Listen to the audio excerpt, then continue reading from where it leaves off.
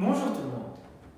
Aujourd'hui, on va parler de l'ingérence comme marque du mode ou du modèle bureaucratique.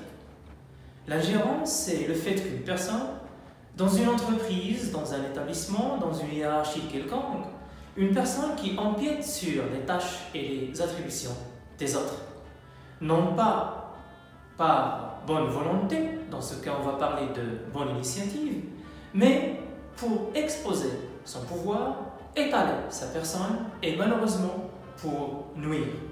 Quelles sont donc les causes et les conséquences de cette attitude?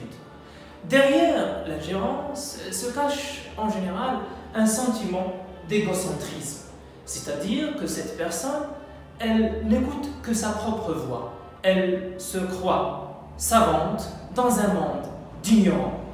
Et aussi, il faut souligner que cela est motivé, cette attitude est motivée par un sentiment d'ignorance, c'est-à-dire une définition imprécise des tâches. Cette personne-là ne sait pas vraiment où commencent et où se terminent ses propres tâches et ses propres missions. Aussi, il faut parler de l'abus de pouvoir et l'absence du contrôle. Cette personne ingérante, c'est une personne à qui on a donné un pouvoir et on n'a pas donné aussi des limites sous forme de contrôle. Personne ne contrôle son activité. Donc, elle est là, elle fait ce qu'elle lui chante. Les conséquences de cette attitude maintenant.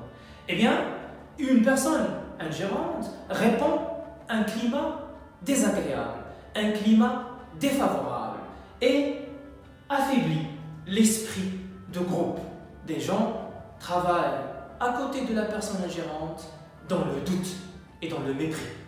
Aussi, une personne ingérante, parce qu'elle s'occupe des missions des autres, elle oublie de réaliser ses propres missions. Fin de cette séance.